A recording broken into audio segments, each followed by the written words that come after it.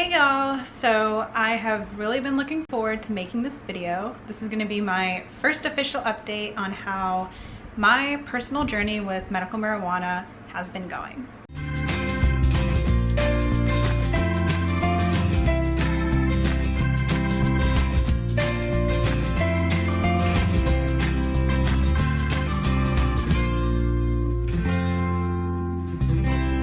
So before I start, I just wanted to mention that everybody is different, meaning I'm going to be sharing my honest personal experiences with medical marijuana, which may differ from yours or someone you know, and that is totally okay. Also, depending on where you live, the laws regarding medical marijuana can vary, and I live in the state of Florida, so just keep that in mind as I share my story. Also, the laws regarding medical marijuana can definitely change, hopefully for the better and more accessible, but what I'm going to be sharing with y'all all occurred in the beginning half of 2018. So at first I was a bit skeptical and not really looking to try medical marijuana because I was very concerned about it making me impaired. I don't like to feel the high, I like to be in control.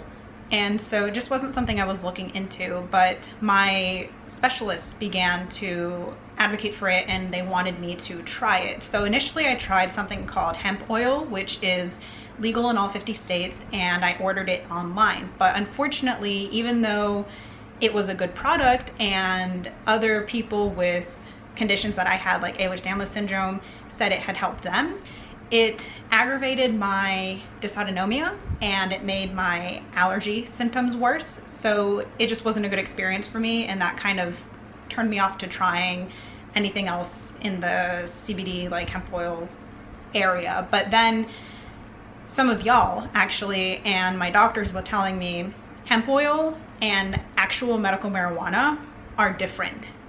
And so I'm gonna have different results, and my doctors still encourage me to try actual medical marijuana. And so I decided to say, okay, I trust my medical team, and I was doing so poorly with my nausea and vomiting. I felt like I really didn't have anything to lose. And in Florida, there is a process in place for people with certain medical conditions to go through in order to legally obtain medical marijuana, and I started that process. So my entire medical team was for me trying medical marijuana, but none of them could legally prescribe it to me because in order to prescribe medical marijuana here in the state of Florida, the doctor must be registered with Florida's Compassionate Use Board, and none of my specialists or doctors were. So I went online and found a doctor who was. It was pretty easy, and I also made my appointment online.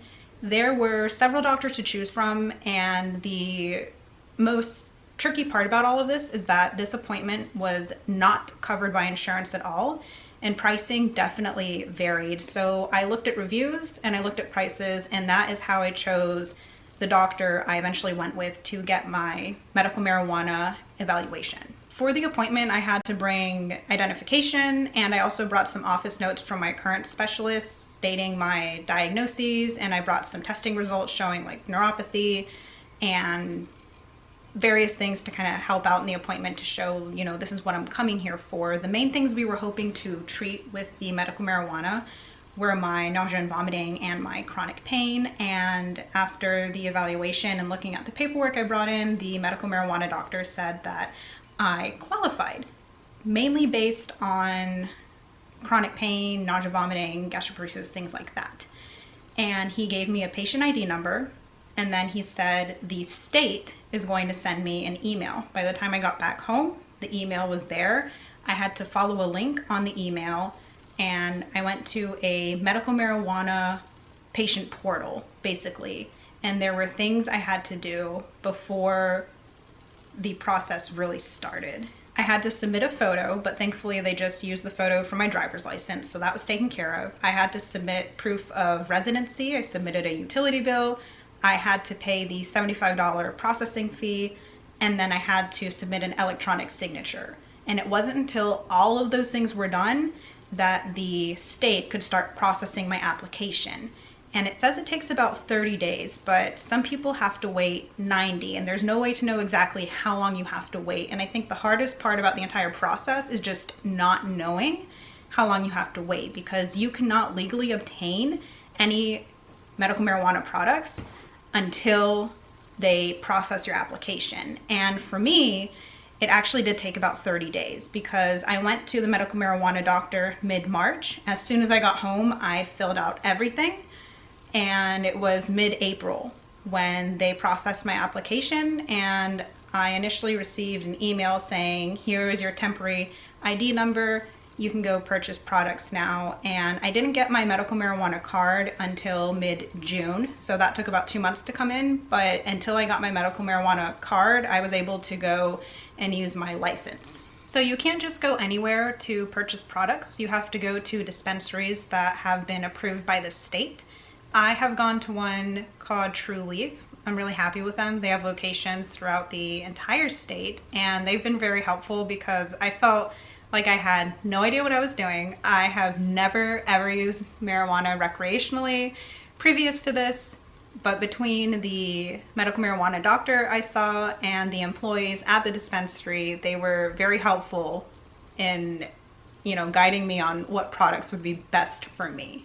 So what works best for me are oils I can put under my tongue, and initially I started with these individual oils. This is a CBD based one, and these two are THC based. This is a sativa and this is an indica. The sativa, they told me, was more to kind of like wake you up and help you stay focused and give you energy, and the indica is to wind you down and calm down your body. I did not like the sativa. It kind of made me feel a little bit wired. I prefer the indica, so I actually don't use this one. And then I started playing with ratios to see what helped me the most. And initially I only used the CBD. I didn't see any benefit at all. I find the most benefit when I use these together, and after a while I found that a 1-to-1 ratio is what works best for my body. And thankfully my dispensary has a tincture in a very convenient bottle like this with a dropper on top. That's already a 1-to-1 ratio with the indica I prefer and the CBD I prefer. So with this, I do some drops in the morning, some drops at night, and if I feel the need, I'll do some drops throughout the day as well. The smell isn't bad, the taste is bearable, and it does not impair me whatsoever, which I love. I just get positive effects from this, nothing negative.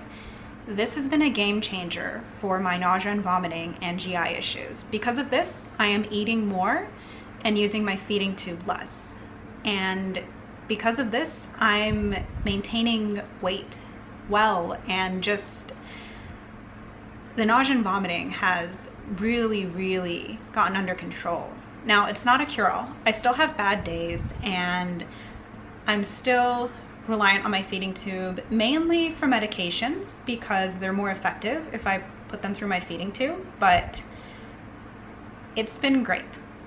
Now, I've noticed that the longer I've been on it, the better it has worked for me, but I think that's because I've learned how much I need to see a difference rather than it getting into my system. Or maybe it's a little bit of both, it's like getting into my system, but I'm also learning what ratios and the amount works best for my body.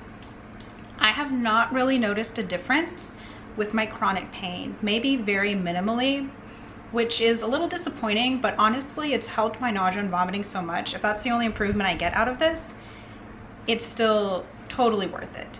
Now, the medical marijuana is not covered by insurance, but pricing isn't totally terrible. It's doable, especially for the benefits I am receiving. So yes, the medical marijuana has been a great choice for me.